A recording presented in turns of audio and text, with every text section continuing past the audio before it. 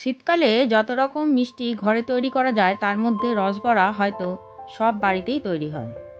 তাই আজ আমি রসে ভরা বিউলির ডালের রসবড়ার রেসিপি শেয়ার করতে চলেছি, যেটা হয় নরম তুলতুলে আর খেতেও হয় দুর্দান্ত। নমস্কার, আমি পূর্ণিমা। আজ কি রান্না করি চ্যানেলে সকলকে স্বাগত জানাই। চলুন রান্নাটা শুরু করে দিন।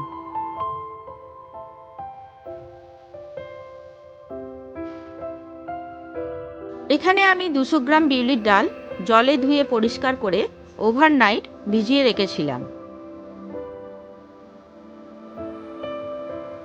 এবার বিউলির ডাল মিক্সি জারে নিয়ে 1 কাপ মতো জল দিয়ে ভালো করে পেস্ট করে নিচ্ছি।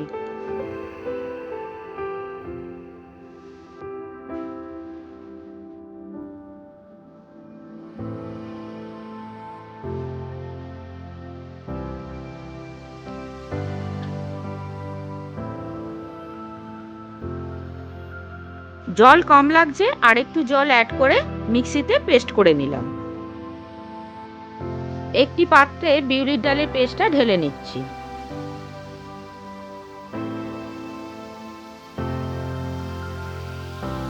এবারে বিউলির ডালের পেস্টটা ভালোভাবে হাতের সাহায্যে ফেটিয়ে নিচ্ছি।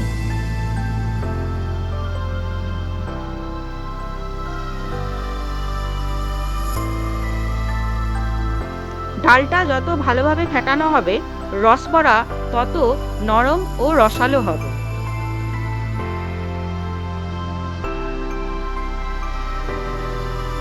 ফেটাতে ফেটাতে ডাল এখন অনেক ফুলে উঠেছে।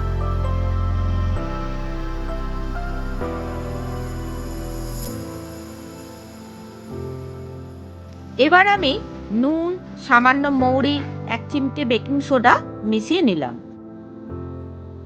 ডাল ফেটানো ঠিকঠাক হয়েছে কিনা বোঝার জন্য জল ভর্তি বাটিতে একটুখানি ডাল দিয়ে দেখতে হবে। যদি ডাল ভাসে তাহলেই বুঝতে হবে ডাল ফেটানো ঠিক হয়েছে। এই টিপস ফলো করলে রসবড়া পারফেক্ট তৈরি হবে।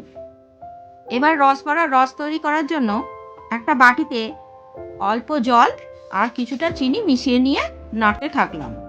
সুন্দর গন্ধের জন্য কয়েকটা ছোট এলাচ ফাটিয়ে এর মধ্যে দিয়ে দিলাম।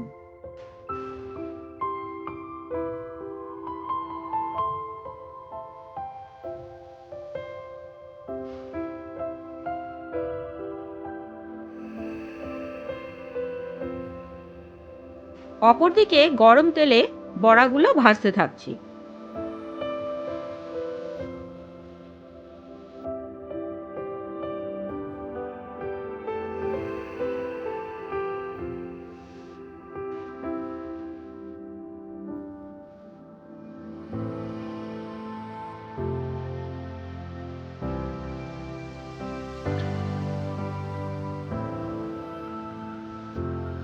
বড়াগুলো একটু লাল লাল করে ভেজে নেব, যাতে তৈরি হওয়ার পর দেখতে সুন্দর লাগে।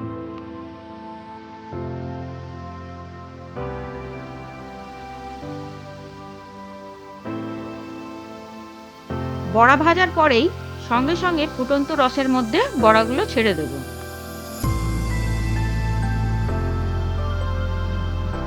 প্রতিবার বড়া ভাজার আগে ডালটা একটু ফেটিয়ে নিতে হবে।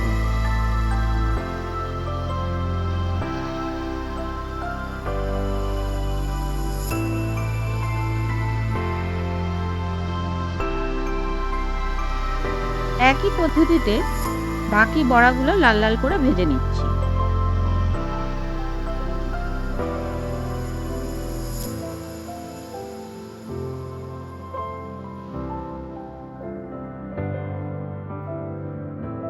রস ঠান্ডা হয়ে গেলে বড়ার মধ্যে রস আর ঢুকবে না, তাই লো ফ্লেমে রস বসিয়ে রাখতে হবে।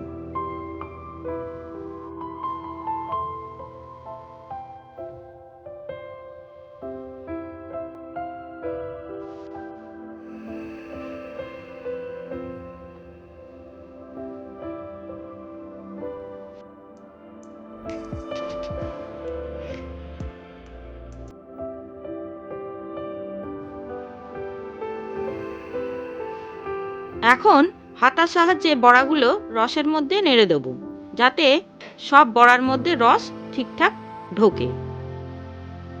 টেস্ট বাড়ানোর জন্য খেজুরের গুড় মিশিয়ে দিলাম। তৈরি হয়ে গেল সুস্বাদু ও রসালো রসবড়া।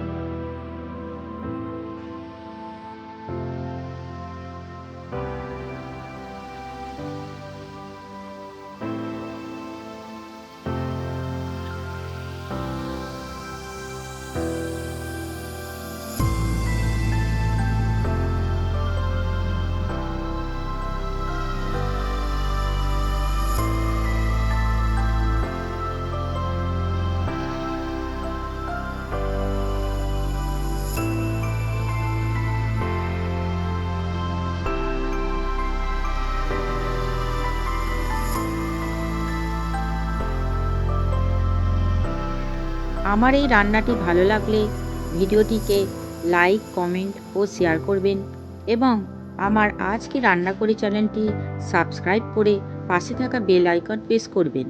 পরের ভিডিও পাওয়ার জন্য অসংখ্য ধন্যবাদ ভিডিওটি শেষ পর্যন্ত দেখার জন্য।